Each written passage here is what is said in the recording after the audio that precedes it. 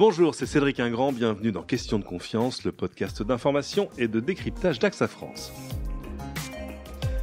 Comment alléger sa charge mentale ? Pensez un instant à votre to-do list, toutes ces choses que vous avez à faire cette semaine. Préparer la réunion de travail de demain, penser à la liste des courses, lancer une machine, appeler la banque pour le prêt, mettre le livre dans le cartable, planifier les vacances, réparer la fuite de la salle de bain, contacter le garage pour le contrôle technique qui traîne un peu et amener Minouche chez le vétérinaire. Bref, pour ces listes dont on ne vient jamais à bout, le plus dur souvent en fait, ce n'est pas de faire, mais de penser à le faire. Or, penser à tout le temps, c'est épuisant, d'où le concept assez récent de la charge mentale, qui va d'ailleurs faire son entrée dans le Petit Larousse, c'est dire l'ampleur du phénomène, qui touche d'ailleurs un peu plus souvent les femmes, mais pas seulement, on va en parler avec une experte, elle est spécialiste en coaching professionnel et parental. Bonjour Nina Bataille. Bonjour.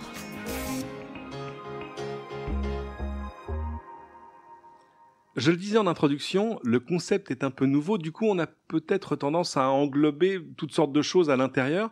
Bon, en attendant que le Larousse nous aide et fasse son travail en résumant la charge mentale en une phrase, comment est-ce que vous la définiriez aujourd'hui ?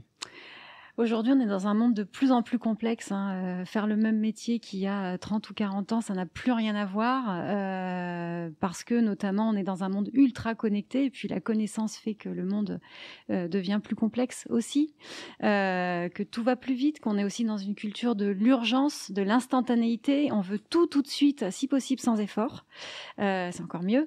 Mais en fait, c'est pas vrai. On se fait un petit peu avoir par cette vision des choses et puis on aspire à un bien-être, à s'épanouir en dehors de la sphère professionnelle. Donc déjà, la sphère professionnelle, c'est incroyablement intensifié en termes de ce qu'on nous demande. Et puis l'hyperconnexion fait qu'il n'y a plus tellement de frontières entre la vie professionnelle et la vie familiale. On ramène du travail à la maison. En même temps, on va faire ses courses sur Internet quand on est au travail, par exemple. Mais ce qui fait qu'on garde un peu toutes ces choses en tête toute la journée et on arrive à un moment donné à un phénomène de saturation mentale à force de recevoir des notifications, des emails, des flux d'informations continus, des bons plans shopping. Tout ça fait que votre réservoir d'attention, qui est plein le matin quand vous avez bien dormi, voire vous revenez de week-end ou de vacances, vous vous réveillez avec un réservoir d'attention qui est au top. Et puis, l'idée reçue, c'est de croire que ça, c'est illimité. Mais c'est pas vrai, en fait. C'est complètement limité dans une journée et chaque tâche d'attention va venir taper dans ce réservoir. Donc c'est pour ça qu'il faut bien choisir à quoi vous donnez ou à qui vous donnez votre attention qui vaut de l'or. Est-ce que ça ne met pas en exergue le fait que finalement nous ne sommes pas des animaux multitâches ? Ou pas autant qu'on aimerait le croire. Le cerveau n'est pas multitâche, c'est pour ça que c'est très dangereux de consulter ses portables, ses emails au volant. Vous recevez un texto, par exemple, vous avez l'impression que vous ne faites que jeter un œil dessus. C'est totalement faux. En fait, ce que les neuroscientifiques démontrent, c'est qu'en fait, vous avez votre attention qui est focalisée sur la route, vous la défocalisez de la route pour la mettre sur le texto. Vous allez lire le texto peut-être quelques secondes, peut-être un fragment de seconde. Vous allez défocaliser votre attention de votre téléphone portable et vous refocaliser sur la route. Donc, il s'est passé peut-être quelques secondes dans tout ça qui peuvent être précieuses s'il y a un danger qui survient et qu'il faut réagir très vite. Le cerveau n'est pas multitâche. Bien sûr, on arrive dans les phénomènes de charge mentale parce qu'on se croit multitâche, mais quand on fait tout en surface, on ne fait rien en profondeur, monsieur. Je suis assez d'accord. Ce phénomène de charge mentale, il est allé chercher plutôt du côté personnel, familial ou plutôt dans la sphère professionnelle, ce qui nous occupe l'esprit? Moi, je crois que c'est les deux. Dans la sphère professionnelle, le fait qu'on soit ultra connecté et puis que la pression est quand même assez forte dans les entreprises au global, fait qu'on a beaucoup de choses à traiter en même temps dans des délais très courts. Le fait que l'environnement aussi est stressant joue sur la charge mentale. Si vous devez faire les mêmes tâches dans un environnement, par exemple à la campagne, avec une vue dégagée ou en bord de mer, vous n'êtes pas fatigué de la même manière. C'est prouvé, hein, c'est la même chose. Que si vous devez le faire dans un environnement bruyant, pollué. Et puis dans la sphère personnelle, on est les parents, surtout je pense aux parents parce que la charge mentale les touche beaucoup, pas que évidemment, ont une pression de mon point de vue de la part de la société sur la réussite. Donc on a tendance à rajouter un tas d'activités à nos enfants qui participent à la charge mentale.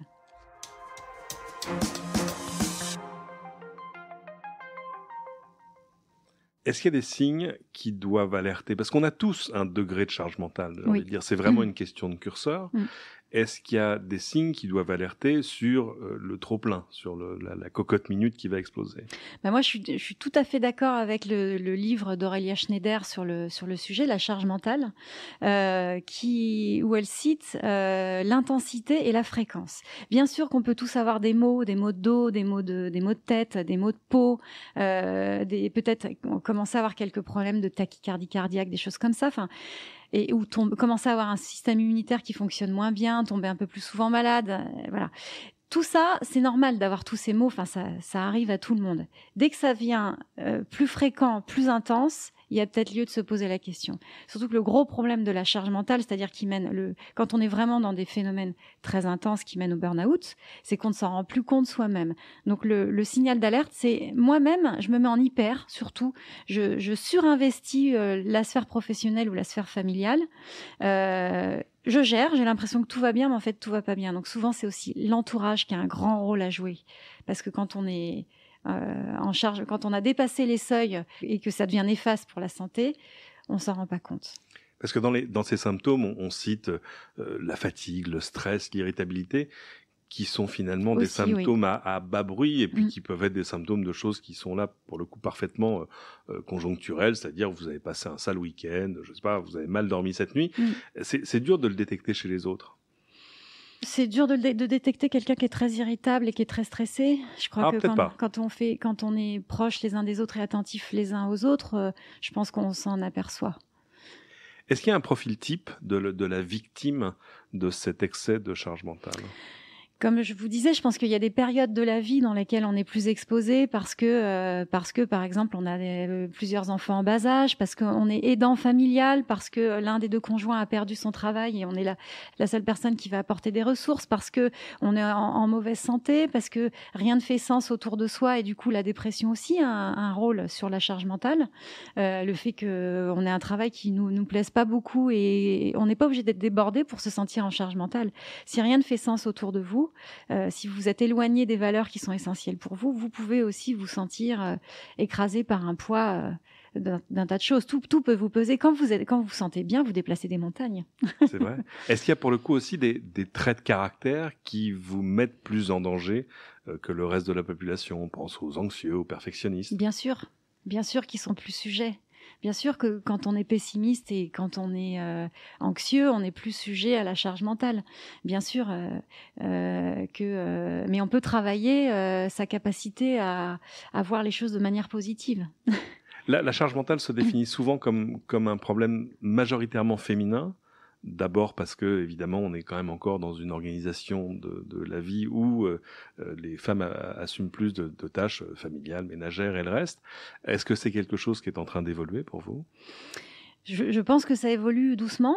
Je pense que aussi, parce que c'est ma façon de voir les choses, on peut être maître de son destin et capitaine de son âme, pour citer le poème Invictus, et que il y a beaucoup de choses aussi dont on peut se sentir responsable. Je pense à toutes ces femmes qui se retrouvent avec le syndrome du nid vide quand les enfants ont grandi. C'est vrai que prendre tout à sa charge, ça peut être aussi très rassurant. Inconsciemment, on le fait pas exprès, hein. On se dit pas tiens, comment je vais faire pour me mettre dans une charge mentale. Mon métier, c'est vraiment de déculpabiliser les gens. Donc, si par ce podcast, les gens se sentaient coupables, vraiment, j'aurais raté l'exercice. C'est pas du tout le but.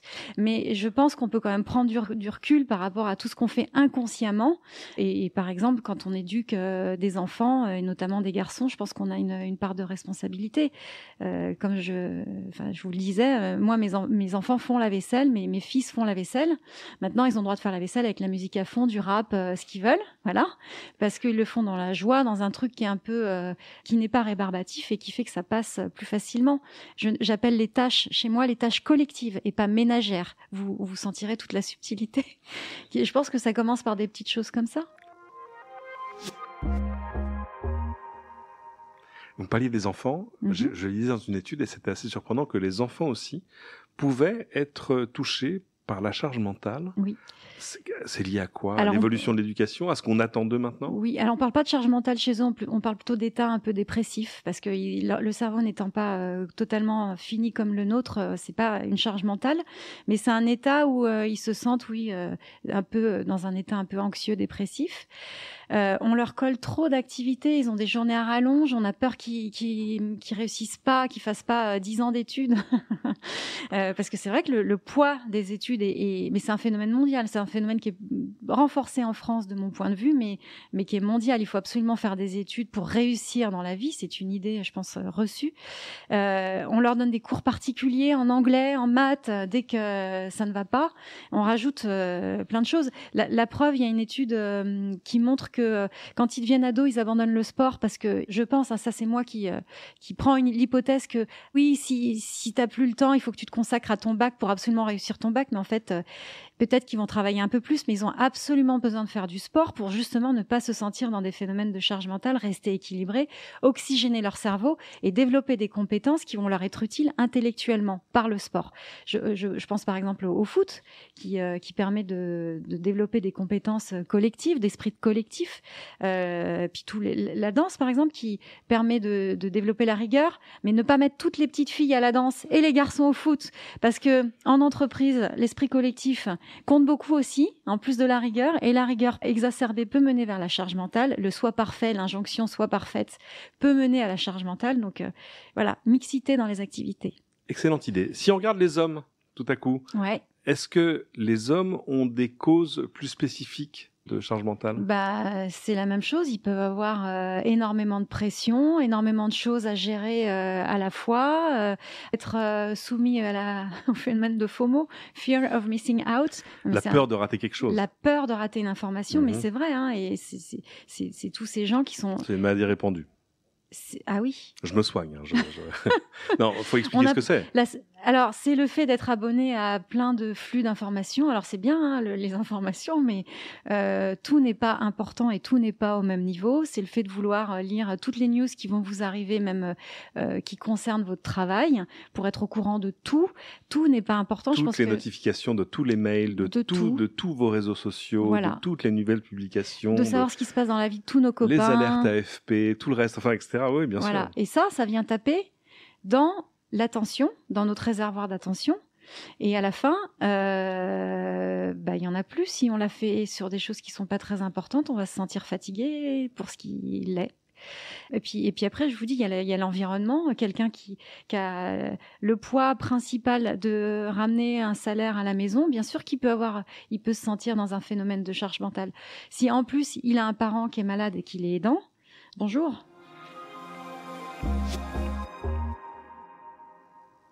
Bon, on va passer du problème à la solution. Comment on fait pour s'en sortir? Est-ce qu'il y a, sinon des trucs, mais au moins des méthodes, des choses qu'on peut mettre en place dans sa vie pour éviter le précipice? Déjà, je pense qu'il faut revenir à une forme de sobriété mentale. J'aime bien cette expression. En n'ayant pas des notifications dans tous les sens, peut-être qu'on peut décider par soi-même d'aller 3 fois par jour s'informer via un journal ou via un site d'information, mais pas recevoir des notifications tous azimuts. Pareil pour les réseaux sociaux avec les informations de nos amis ou les bons plans shopping, hein, ça marche aussi. Je pense qu'il faut aussi se considérer comme un tout, c'est-à-dire on a tendance à négliger notre santé corporelle, et en fait on est un peu comme une voiture. Si vous ne faites pas, ça vous viendrait pas à l'idée de faire 600 km sans refaire le plein. Eh bien, ça vous vient parfois à l'idée, ça nous vient parfois à l'idée de penser que notre énergie est illimitée et qu'on peut tout gérer. Alors ça, c'est bien quand on était petit, on le croyait, mais bon, on était petit. Aujourd'hui, on est des adultes. Normalement, on a compris que ça marchait pas comme ça parce qu'on s'est cassé les dents 2 ou 3 fois. Et donc, prendre soin de soi et se ressourcer, c'est très important. L'énergie de production est aussi importante que l'énergie de ressourcement. Et on se ressource pas autant qu'on produit, évidemment, mais c'est important de faire des pauses et de se ressourcer régulièrement par des choses qui sont ressourçantes pour soi. Et l'idée reçue, c'est de penser que se ressourcer, c'est rien faire. Et ça, c'est pas vrai, parce que ça dépend du tempérament de chacun. Ce qui vous ressource, c'est ce qui fait joie, ce qui fait sens, ce qui vous fait du bien, ce qui fait que vous avez l'impression de vous sentir plus en énergie après avoir fait quelque chose qu'avant. Il y a des gens, ils relèvent un challenge, ils courent un marathon, ils ont plus d'énergie après l'avoir fait, pas tout de suite, mais le lendemain par exemple, parce qu'ils ont un tempérament de compétiteur. Il y a des gens, ils ont un tempérament de contemplatif. Le fait de ne rien faire, de regarder la nature, de regarder une série télé, ça les ressource. Donc, le plus important, c'est de savoir qu'est-ce qui vous ressource, vous, et de le faire régulièrement. En termes pratiques au quotidien, de quoi je peux arriver à me décharger? Qu'est-ce qu'il faut que je délègue? Qu'est-ce qu'il faut que j'organise pour que ça occupe plutôt des machines plutôt que mon esprit? Je peux commencer ma journée en me faisant soit une petite carte mentale. Aujourd'hui, c'est largement répandu, c'est facile, ou une liste, si je préfère, si je suis plus familière avec ça, et savoir où je vais, quels sont mes objectifs, qu'est-ce qui est vraiment important de faire aujourd'hui, et puis savoir que de toute façon, je ferai pas tout. En général, je fais jamais tout, c'est impossible. Apprendre à lâcher prise sur ce qui sera pas fait.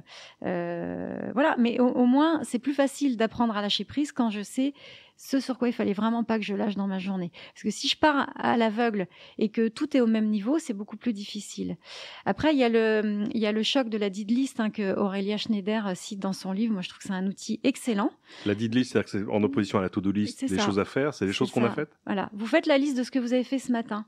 Par exemple, ce matin, je sais pas, peut-être que le réveil a sonné, vous avez réveillé votre femme, qui n'était pas encore réveillée, vous êtes allé ouvrir les volets, vous êtes allé réveiller vos enfants, vous êtes allé préparer le petit déjeuner, vous êtes repassé devant la chambre de vos enfants, ils n'étaient pas réveillés, vous les avez ressecoués, votre femme traînait toujours au lit, vous l'avez ressecouée, etc., etc. Et vous vous apercevez que si vous détaillez tout, il y a peut-être déjà, je sais pas moi, une 50aine de tâches.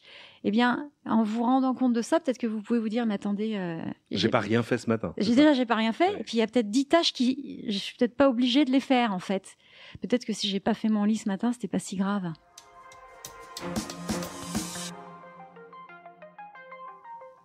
On le voit, un cercle de la charge mentale, c'est forcer son cerveau à s'occuper de choses qu'on peut pas accomplir tout de suite. Ouais.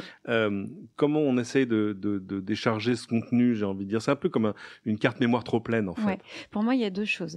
La première chose, c'est faire tout de suite ce qui peut être fait tout de suite. Ne pas remettre à demain. Parce que si vous dites, ouais, j'ai une toute petite course à faire, mais je la ferai demain. Honnêtement, moi, toutes les choses que je peux faire aujourd'hui, les petites choses, je les fais. Parce que du coup, mon esprit est plus libre et du coup, je suis plus efficace dans le reste. C'est la même chose avec les discussions qu'on évite. Les conflits, souvent, quand ils sont pas réglés tout de suite, il y a d'autres conflits qui se greffent sur le conflit initial. On ne sait plus quel était le problème de départ. C'est souvent le cas. Alors, c'est pas forcément confortable, mais avoir les discussions rapidement, ça évite de se retrouver aussi plombé par des choses qui avaient plus rien à voir au départ. Et puis, sectionner les tâches. Ça, c'est le deuxième point. Allez traiter vos emails 3 à 5 fois par jour, mais pas toutes les 10 secondes. C'est ça qui vous... Le fait, encore une fois, de focaliser, défocaliser, refocaliser est très fatigant pour la mémoire à court terme. C'est ça le phénomène de charge mentale. Donc, c'est beaucoup plus efficace d'arriver à regrouper les tâches, de s'y atteler une bonne fois en évitant les distractions ou les gens qui vont venir vous déranger. Voilà, vous allez être beaucoup plus efficace et vous allez beaucoup moins venir taper dans cette attention. Dans la sphère familiale, est-ce qu'il y a des choses qu'il faut organiser ? On parlait de la délégation. Je pense que le petit tableau des tâches collectives, c'est pas mal. Alors évidemment, ça demande aux parents de faire pas mal d'efforts pour le faire respecter dans un premier temps. Puis une fois que les habitudes sont prises, c'est plus facile. Ça évite pas de répéter de temps en temps ou de faire à la place des enfants quand ils sont vraiment trop fatigués, malades. Il n'y a pas de monde parfait. Mais en tout cas, ça évite de se retrouver débordé à un moment donné quand tout est délégué. Et puis, je pense que c'est celui qui fait qui a raison. C'est-à-dire, si votre conjoint ou votre conjointe a fait quelque chose, c'est pas la peine de repasser derrière ou de dire que c'est pas bien fait, parce que si c'est fait, tant mieux. C'est pas fait à votre façon, mais au moins c'est fait. Voilà. La règle, c'est celui qui fait qui a raison. Honnêtement, elle vous permet de vous détacher de pas mal de choses et d'être plus tranquille. On peut avoir parfois tendance à critiquer sur une course qui est pas faite exactement. T'as pas acheté du lait bio? Je t'avais dit d'acheter du lait bio. Tu as acheté des chaussures rose fuchsia à notre fille. Je voulais des chaussures blanches. Ben oui, c'est fait. Donc sur le coup, c'est beaucoup plus efficace et encourageant pour que l'autre recommence de lui dire merci de t'en être occupé. Et ça n'empêche pas 1 heure après ou 2 jours après, quand on est, parce que peut-être que ça nous agace un peu. D'aller chercher votre lait bio ou vos baskets blanches. Ou de dire la prochaine fois, tu sais, ça me ferait plaisir si tu prenais du bio ou des baskets blanches. Voilà. Bon, je garderai ce meilleur conseil de la journée. Merci beaucoup, Nina Bataille. Merci. Où peut-on vous retrouver en ligne ? J'ai un site internet, ninabataille-coaching.com. Merci beaucoup. C'est la fin de cette émission. Merci à tous de l'avoir suivi. Pensez à vous abonner sur votre plateforme de podcast préférée. Tant que vous y êtes, évidemment, n'hésitez pas à cliquer sur ces 5 étoiles et à nous laisser vos commentaires. Ils aideront d'autres que vous à découvrir ce podcast. Et à bientôt pour une nouvelle question de confiance.